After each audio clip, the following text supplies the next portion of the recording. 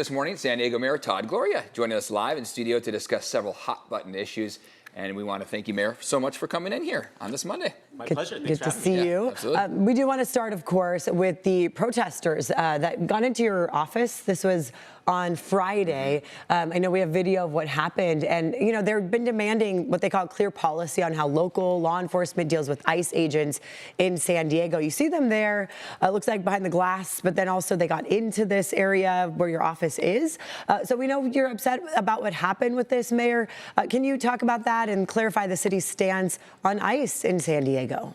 Well, the city's position is extremely clear. Number one, we'll follow state law.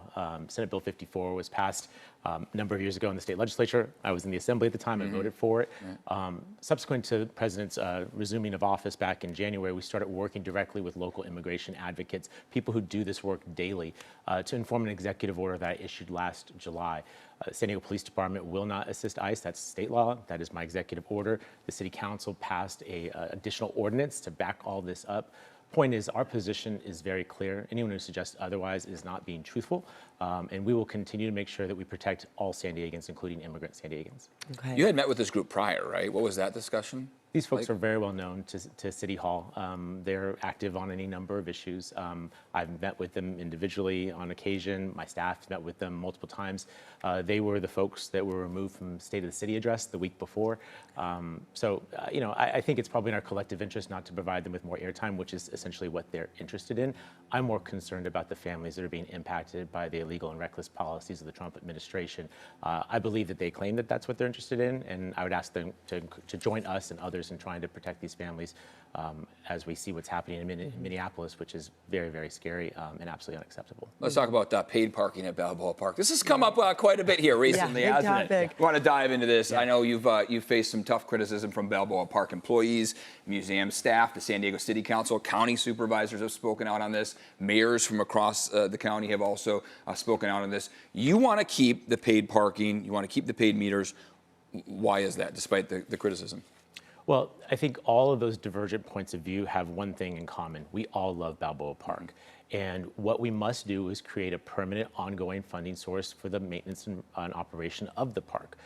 This is an opportunity to do that. Now, we are in a budget situation where we had to make a number of changes. The City Council adopted this, directed me to go about doing this. Some have wanted to pull the plug, as you mentioned, Eric, but you can't do that after 2 days of operation. I'm committed to watching the data closely and making modifications in the future if we find that it's not meeting its targets. And that's not necessarily funding-wise. It's about making sure it's operating correctly. What we do know, and as the former council member for Balboa Park, the park has long served as a parking reservoir for residents in Bankers Hill, downtown office workers, hospital and high school employees that are in the area. What we're now making sure is that we're prioritizing folks who want to visit the park and visit the amazing cultural institutions that are there. Now, last Thursday, we were joined by Jessica Hansen-York, the president of the Balboa Park Cultural Partnership, to discuss this recent letter. They collectively, the museum, some of the businesses, wrote a letter to you and to City Council as the group is asking, of course, you to reconsider paid parking. So I asked her what she would like to say to city leaders and to you, and here's what she had to say. We're going to listen to this, and then you can respond. Sure. I would want to share that we really are sympathetic and understand the budget challenges. Our leaders have a tough job right now, and we recognize that. But the impact we're seeing to equity and to access in the park, we think is untenable. Residents Free Tuesday, which is an access program throughout the park, we're seeing huge decreases there, which tell us our citizens, our community, are not feeling like the park is a place for them anymore. And we don't want to see, the mayor he's so great at talking about Balboa Park, and I love what he says. He sees it as the jewel of San Diego, and we want it to stay that way. So how can we ensure it remains vital together? All right, so your reaction to that, please. First off, Jessica's delightful. We've worked together for years and done a lot of good work together, and I suspect and know that we will do that going forward. In this particular case, I hear precisely what she's saying, and I think one of the things that we've asked for is the data from our institutions to understand what they're experiencing. Again, marrying that with the data that we have of the thousands of people who have purchased ongoing passes, the thousands more who have interacted well with the kiosks and have generated hundreds of thousands of dollars that by law have to stay in Balboa Park. I went through the park yesterday, got a little spare time, and ran through and checked everything out. And was active. There was the parking lots in the inner areas were full. People are utilizing it. And what I also saw beyond those full parking lots was potholes. Some lights that were out, some sidewalks that need evening out. This is the money that we can use to do that, and it's an ongoing resource. My fear, you guys, is that there's not been a mayor that's come in this studio in the last generation that hasn't talked about a budget deficit. And increasingly, balancing the budget is being done on the backs of civic jewels like Balboa Park. If we can get the park off of the general fund such that when we have a shortfall, that we're not taking it out of tree trimming in Balboa Park or park rangers in the park, this is what's going to keep the park accessible, equitable, useful, and beloved by our folks. So it's not easy. Change is never easy, but we are implementing this change. It reflects best in class across the nation. Other big parks like this in other cities operate the same way.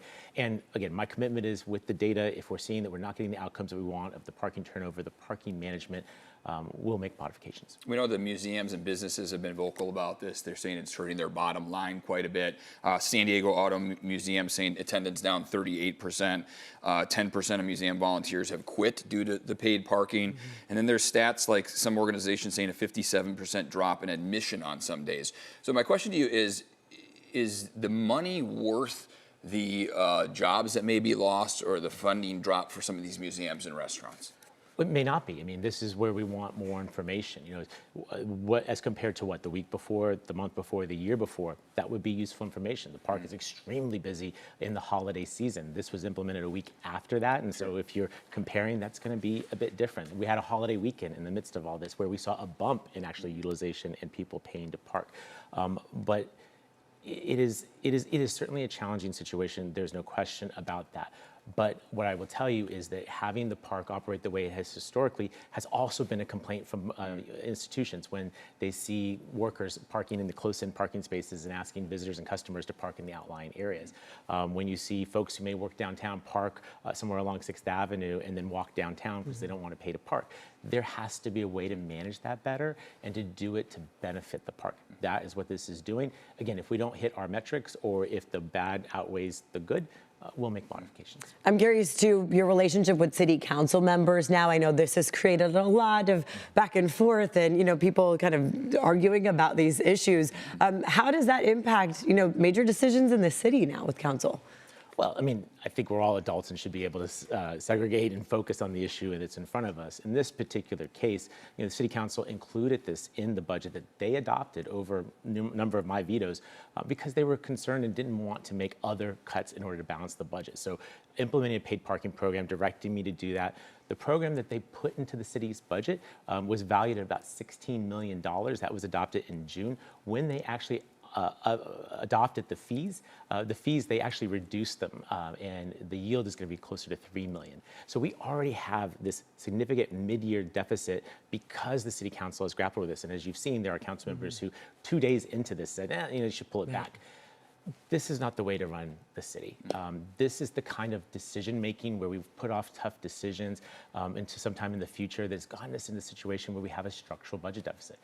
As the mayor of the city, I will not support that. I am laser focused on making sure that we reset this budget, set a new foundation, and build better from there. That will necessarily mean tough choices, but I think that's what you and the people of the city have elected me to do. We'll make those tough choices, and this is how we change, rather than having the next mayor come in here and tell you about the budget deficit and the cuts that they're making. I want to stop that, and let's build something better going forward. Yeah, the Voice of San Diego did a lengthy piece on your time in office, and they cited competitive edge research with an approval rating of 33%. They touched on some things that weren't wins and some things that were wins for you. What's your reaction to that approval rating, the article, and then what do you think some of your wins are? Well, I got comments for the article, but that's probably not appropriate for television. The ratings, the newspaper had different ratings yesterday. They're significantly higher than that. So, I mean, here's the thing. I'm not going to govern this city by polls and my personal popularity. This is not about me. This is about the 1.4 million people that I have the honor of serving. And if we want to continue on this pathway of potholes and homelessness and crime, this is not this is not how I want to do this. Yeah.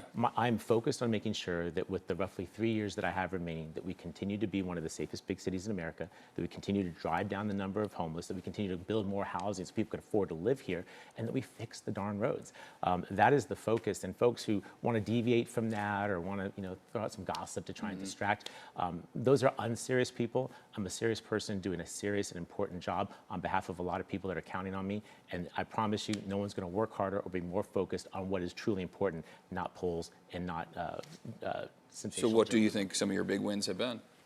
Well, you look at, we are a state and national leader when it comes to housing, more than doubling our new home permits. So you're seeing a flattening of rents, or in some cases it going down. Not mission accomplished, but we're starting to bend the curve. A 14% reduction in homelessness last year. Not my numbers, independent numbers verified by other folks. That's good, but we have more to do. We have done a lot of road repair, but if your road hasn't been paved, it's not any good. I noticed the one out here. Yeah, We've done some in the area. Not too Convoy far away looks from better, here. right? But more to come. We are currently nearly opening the new Pure Water project, which will allow the city to be water independent going forward. We are doing big and difficult things, and that's what I said to people in 2020 and 2024 that I would do as mayor.